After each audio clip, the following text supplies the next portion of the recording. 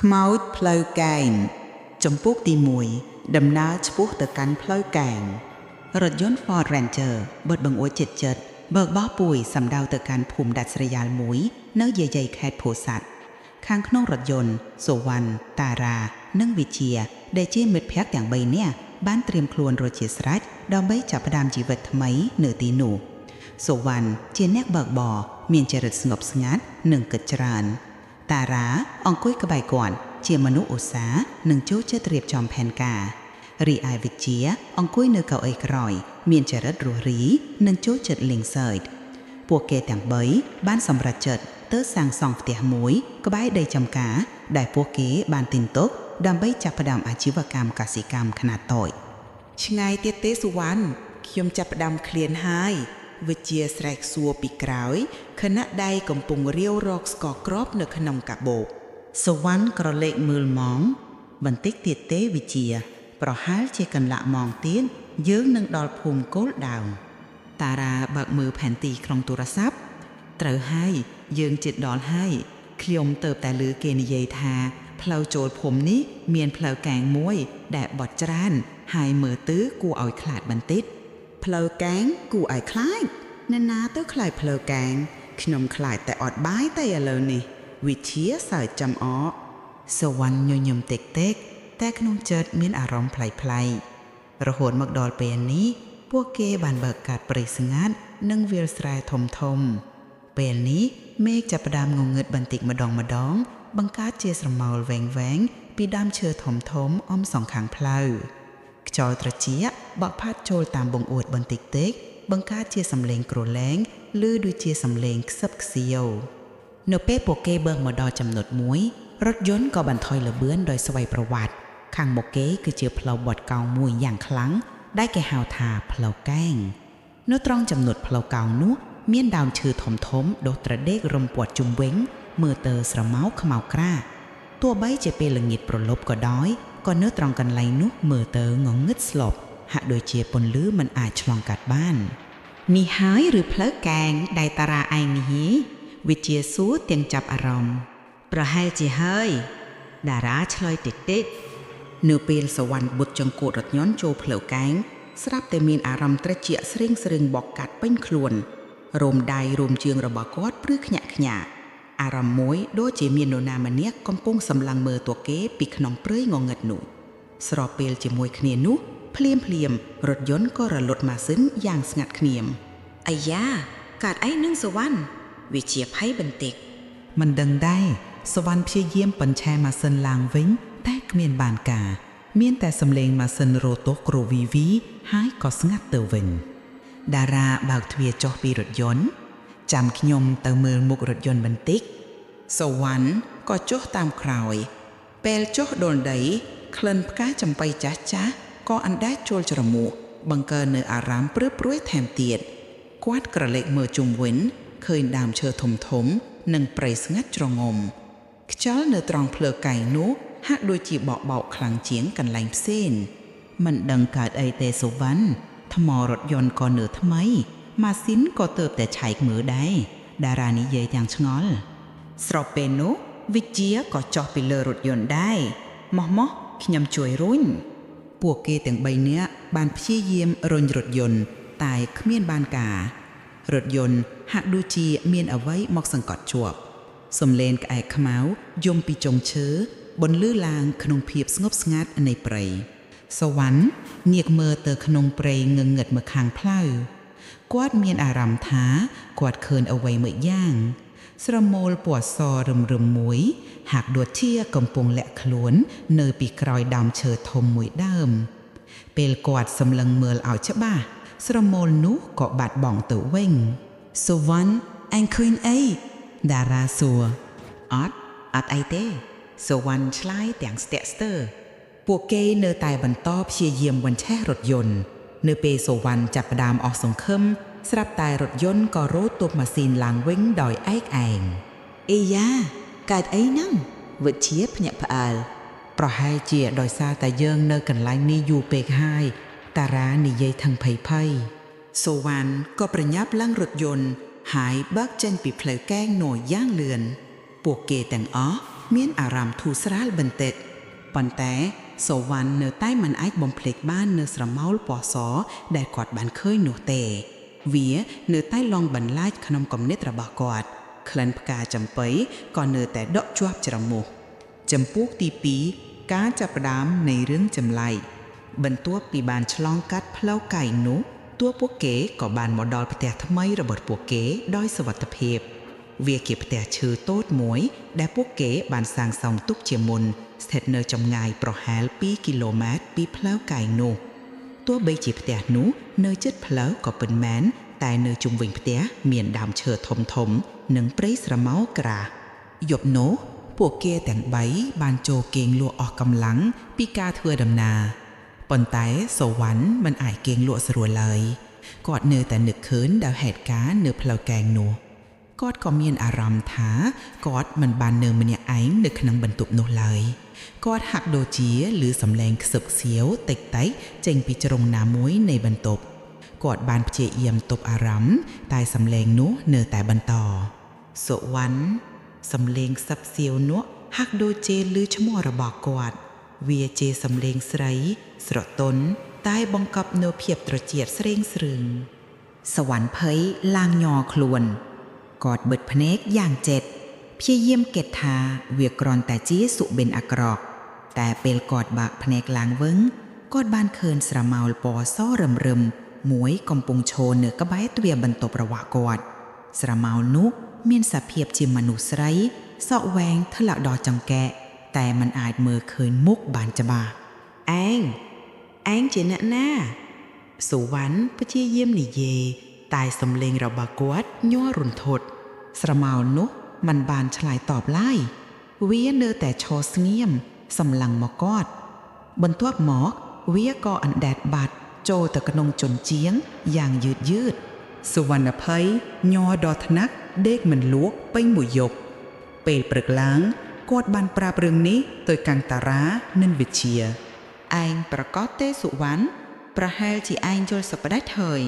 វិជាមិនជឿទាំងស្រុងអត់ទេវិជាខ្ញុំប្រកាសជាមិនយល់សប្តាហ៍ទេសុវណ្ណនិយាយទាំងទឹកមកស្លេកស្លាំងតារាជាមនុស្សដែលគិតច្រើនជាងគេគាត់បានចាប់ផ្ដើមគ្រួយបារម្ភប្រហែលជាយើងគួរតែទៅសួរអ្នកភូមិខ្លះពីផ្លូវកែងនោះរសៀលថ្ងៃនោះពួកគេបានទៅសួរបងប្អូនប្រជាពលរដ្ឋនៅក្នុងភូមិក្បែរនោះដំបូងគ្មានអ្នកណាចង់និយាយពីរឿងផ្លូវកែងនោះទេតែនៅពេលពួកគេបានជួបលោកយាយម្នាក់ដែលមានវ័យចំណាស់និងរស់នៅភូមិនោះតាំងពីក្មេង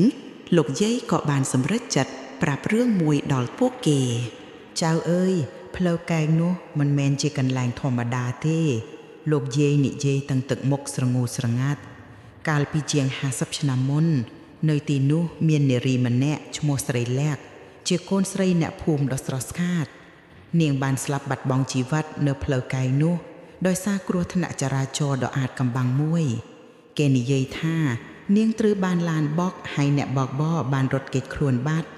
ព្រលឹងនាងមិនបានទៅកាន់សុគតិភពឡើយគេថានាងនៅតែវិលវល់ឡងបន្លាចអ្នកដែលធ្វើដំណើរឆ្លងកាត់ទីនោះជាពិសេសអ្នកដែលមកពីឆ្ងាយហេតុអីបានជាព្រលឹងនាងមិនបានទៅទីណាតារាសួរលោកយាយមិនដឹងច្បាស់ទេចៅតែគេថានាងបានស្លាប់ដោយក្តីឈឺចាប់ហើយព្រលឹងនាងនៅតែស្វែងរកនរណាម្នាក់ឬអ្វីមួយដែលបាត់បង់លោកយាយក៏បានបន្ថែមថាកុំនៅក្បែរផ្លូវកែងនោះឲ្យសោះជាពិសេសពេលយប់ពួកគេត្រឡប់មកផ្ទះវិញទីឡារំភ័យខ្លាចវិជាដែលធ្លាប់តែលេងសើចពេលនេះមានទឹកមុខស្លេកស្លាំងសូវ៉ាន់កាន់តែប្រកាសថាអ្វីដែលគាត់បានឃើញនោះមិនមែនជាសុបិនឡើយ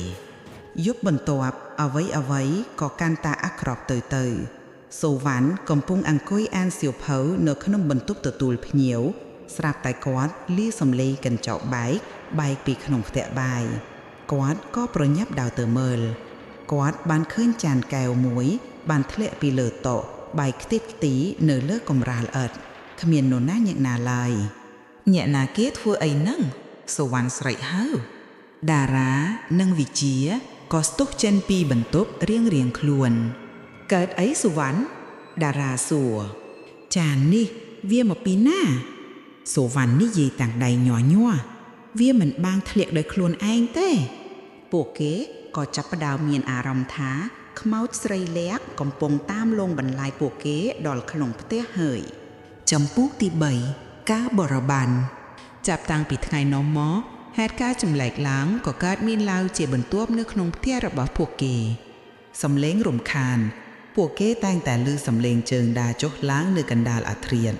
សំឡេងរបស់របរធ្លាក់សំឡេងខ្សឹបខ្សៀវដែលហៅឈ្មោះតែម្នាក់របស់របរផ្លាស់ប្ដូរទីតាំងពេលខ្លះរបស់របរដូចជាសៀវភៅឬវត្ថុប្រើប្រាស់ប្រចាំថ្ងៃត្រូវបានផ្លាស់ប្ដូរទីតាំងដោយខ្លួនឯងក្លិនចម្លែកក្លិនផ្កាចំបៃដែលសូវ៉ាន់ធ្លាប់បានធំនៅផ្លូវកែងពេលនេះវាក៏បានអណ្ដែតពេញផ្ទះរបស់ពួកគេការលេចមុខវិជាក៏បានឃើញស្រមោលពណ៌សដូចសូវ៉ាន់ដែរគាត់បានឃើញវានៅក្នុងបន្ទប់ទឹកឆ្លុះមាលកញ្ចក់យប់មួយវិជាកំពុងគេងលក់យ៉ាងស្កប់ស្កល់ស្រាប់តែគាត់មានអារម្មណ៍ថាត្រជាក់ស្រេងស្រឿងពេញខ្លួនគាត់បើកភ្នែកឡើងគាត់បានឃើញស្ត្រីម្នាក់ឈរនៅក្បែរគ្រែរបស់គាត់នាងមានសក់វែងអង្គុយសម្លឹងមើលគាត់មុខរបស់នាងស្លែកស្លាំងគ្មានឈាមហើយភ្នែករបស់នាងខ្មៅស្រអាប់វិជាភ័យឡើងលាន់មាត់មិនរួចគាត់ព្យាយាមរើខ្លួនតែរើមិនរួចវាជាខ្មោចស្រីលាក់ខ្មោចស្រីលាក់ក៏លូកដៃទៅអង្អែលផ្ទៃមុខរបស់វិជាដៃរបស់នាងត្រជាក់ដូចទឹកកកវិជាបានបិទភ្នែកទាំងភ័យញ័របន្ទាប់ពីនាងអង្អែលមុខគាត់រួចនាងក៏អណ្ដែតបាត់ទៅវិញពេលព្រឹកឡើងវិជាក៏បានប្រាប់រឿងនេះទៅកាន់មិត្តភក្តិរបស់គាត់មានសភាពស្លេកស្លាំងហើយមានស្នាមរាមដៃត្រជាក់ជាប់នៅថ្ពាល់យើងត្រូវតែធ្វើអ្វីមួយហើយបើមិនអ៊ីចឹងទេនាងនឹងធ្វើបាបយើងជាមិនខានតារានិយាយទាំងភ័យស្លន់ស្លោពួកគេក៏បានសម្រេចចាត់ទៅសុំលោកគ្រូចៅអធិការវត្តនៅភូមិជិតខាងឲ្យជួយលោកគ្រូចៅអធិការក៏បានប្រាប់ថាប្រលឹងស្រីលាក់ពិតជាមិនបានទៅកាន់សុគតិភាពមែននាងបានស្លាប់ដោយក្តីឈឺចាប់ខ្លាំងហើយនាងនៅតែមានវិញ្ញាណវិលវល់ស្វែងរកអ្វីមួយលោកគ្រូចៅអធិការបានឲ្យអំបោះធូបនិងទឹកមន្តមួយដបមកពួកគេលោកបានប្រាប់ថាត្រូវយកទឹកមន្តនេះទៅប្រក់នៅជុំវិញផ្ទះហើយត្រូវអ៊ុតធូបបន់ស្រន់សុំឲ្យនាងបានទៅកាន់ទីស្ងប់សុខតែលោកគ្រូចៅអធិការបានព្រាមានថាប្រសិនបើវិញ្ញាណនោះខ្លាំងពេកនោះរបស់ទាំងនេះប្រហែលជាមិនអាចជួយបានឡើយពួកគេបានធ្វើតាមការណែនាំរបស់លោកគ្រូចៅអធិការពួកគេបានប្រោះទឹកមន្តនៅជុំវិញផ្ទះនិងអ៊ុតធូបបន់ស្រន់ប៉ុន្តែអ្វីហាក់ដូចជាមិនបានប្រសើរឡើងឡើយផ្ទុយទៅវិញហេតុការណ៍កាន់តែអាក្រក់ទៅខ្មោចស្រីលាក់ហាក់ដូចជាខឹងនឹងការជ្រៀតជ្រែករបស់ពួកគេនាងបានបង្ហាញខ្លួនកាន់តែញឹកញាប់មិនត្រឹមតែពេលយប់ទេសូម្បីតែពេលថ្ងៃក៏នាងបង្ហាញខ្លួនដែរនាងបានបង្ហាញខ្លួននៅមុខពួកគេសម្លឹងមើលពួកគេដោយភ្នែកក្រហមច្រាលពេលខ្លះនាងបានធ្វើឲ្យរបស់របរធ្លាក់មកលើពួកគេតែមិនបណ្ដាលឲ្យមានរបួសធ្ងន់ធ្ងរទេយប់មួយសូវ៉ាន់បានឮសំឡេងវិជាស្រែកពីក្នុងបន្ទប់របស់គាត់ក៏ប្រញាប់រត់ទៅមើលពេលគាត់ទៅដល់គាត់បានឃើញវិជាកំពុងដេកប្រកាច់នៅលើគ្រែភ្នែករបស់វិជាបើកធ្លុងសម្លឹងមើលទៅពីដានតែគាត់ហាក់ដូចជាមិនបានដឹងខ្លួនឡើយ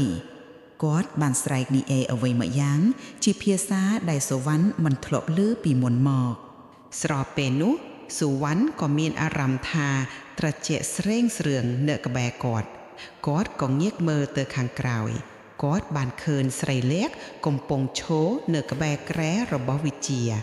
នាងញញឹមយ៉ាងព្រឺព្រួយភ្នែករបស់នាងក្រហមដូចឈាមនាងចង់បានអ្វីពីពួកយើងសូវ៉ាន់ស្រែកសួរ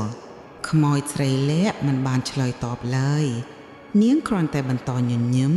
ហើយយកដៃទៅអង្អែលក្បាលវិជាក៏ចាប់ផ្ដើមបាត់បង់ស្មារតីបន្តិចម្ដងសូវ៉ាន់និងតារាបានព្យាយាមទាញវិជាចេញពីគ្រែតែរាងកាយរបស់វិជាហាក់ដូចជាមានកម្លាំងខ្លាំងខុសពីធម្មតាពួកគេបានព្យាយាមអធិស្ឋានតែខ្មោចស្រីលាក់ហាក់ដូចជាមិនខ្លាចអ្វីទេនោះពួកគេបានដឹងថា ខ្មោចស្រីលាក់កំពុងតែធ្វើបាបវិជាហើយនាងហាក់ដូចជាចង់បានអ្វីមួយយ៉ាងពីគាត់ចម្ពោះទី4សំលេងកណ្ដឹងនិងអថកំបាំងវិជាបានបាត់បង់ស្មារតីទាំងស្រុងរាងកាយរបស់គាត់នៅមានដង្ហើមតែគាត់មិនអាចឆ្លើយតបនឹងការហៅរបស់មិត្តភក្តិឡើយមុខរបស់គាត់ស្លេកស្លាំងភ្នែកខ្មៅស្រអាប់ដូចជាមនុស្សគ្មានវិញ្ញាណពួកគេដឹងថាវិជាកំពុងត្រូវបានខ្មោចស្រីលាក់កាន់កាប់យើងត្រូវតែជួយវិជាតែយើងត្រូវធ្វើបែបណាតារានិយាយទាំងទឹកភ្នែកសវណ្ណគិតដល់រឿងដែលលោកយាយធ្លាប់បានប្រាប់ខ្មោចស្រីលាក់នៅតែស្វែងរកអ្វីមួយដែលបាត់បង់តើវាជាអ្វីប្រហែលជាយើងត្រូវតែរកមើលអ្វីដែលនាងកំពុងស្វែងរកសវណ្ណនិយាយពួកគេក៏បានទៅជួបលោកយាយម្ដងទៀតលោកយាយបានប្រាប់រឿងរ៉ាវលម្អិតបន្ថែមទៀតអំពីស្រីលាក់កាលពីនៅរស់ស្រីលាក់ជាមនុស្សស្រីម្នាក់ដែលចូលចិត្តលេងកណ្ដឹងជើងនាងមានកណ្ដឹងជើងមួយគូដែលឪពុកម្ដាយនាងបានទិញឲ្យនាងកាលពីនាងនៅក្មេងនាងតែងតែពាក់វាជាប់ជានិច្ចតែនៅពេលនាងស្លាប់កណ្ដឹងជើងនោះបានបាត់បង់ទៅគេថានាងបានស្លាប់នៅភ្លើកែងនោះតែម្នាក់ឯងគ្មាននរណាឃើញឡើយពេលគេរកឃើញសពនាងគឺកណ្ដឹងជើងនោះបានបាត់បង់ទៅហើយដូច្នេះនាងកំពុងស្វែងរកកណ្ដឹងជើងរបស់នាងមែនទេសុវណ្ណសួរអាចជាចៅព្រលឹងនាងចង់បានរបស់ដែលនាងស្រឡាញ់បំផុតមកវិញលោកយាយឆ្លើយនៅពេលពួកគេត្រឡប់មកផ្ទះវិញពួកគេក៏បានសម្រេចចិត្តថាពួកគេត្រូវតែទៅរកកណ្ដឹងជើងរបស់ស្រីលាក់នៅផ្លូវកែងពួកគេដឹងថាវាជាការប្រថុយប្រឋានដ៏គ្រោះថ្នាក់នៅពាក់កណ្ដាលយប់ពួកគេក៏បានចេញដំណើរទៅកាន់ផ្លូវកែងរថយន្តរបស់ពួកគេបានបើកយឺតសំដៅទៅកាន់កន្លែងដែលស្រីលាក់បានស្លាប់ពេលពួកគេទៅដល់ទីនោះពួកគេមានអារម្មណ៍ថាត្រជាក់ស្រៀងស្រឿងនិងក្លិនផ្កាចំប៉ៃយ៉ាងខ្លាំងតែយើងត្រូវរកវានៅឯណាតារាសួរទាំងភ័យសវណ្ណបាននឹកឃើញដល់កន្លែងដែលរថយន្តរបស់គាត់បានរលត់ម៉ាស៊ីនគាត់បានចុះពីរថយន្តយកពិលមកបំភ្លឺពួកគេបានចាប់ផ្ដើមរាវរកនៅជុំវិញផ្លូវកែងនៅតាមគុម្ពោតព្រៃនិងនៅតាមចិញ្ចើមផ្លូវគ្រប់ទីកន្លែងហាក់ដូចជាមានស្រមោលនិងសំឡេងចម្លែកខ្ញុំឃើញហើយតារាស្រែកឡើងគាត់បានឃើញវត្ថុភ្លឺចាំងមួយគូនៅក្រោមគុម្ពោតព្រៃក្រាស់មួយវាជាកណ្ដឹងជើងចាស់ពីរគូដែលមានច្រែកចាប់បន្តិចបន្តួចនៅពេលតារាប៉ះវាស្រាប់តែមានសំឡេងកណ្ដឹងញ័ររញ្ជួយតិចភ្លាមនោះខ្យល់ក៏ចាប់ផ្ដើមបក់បោកយ៉ាងខ្លាំងសំឡេងខ្សឹបខ្សៀវក៏ឮកាន់តែច្បាស់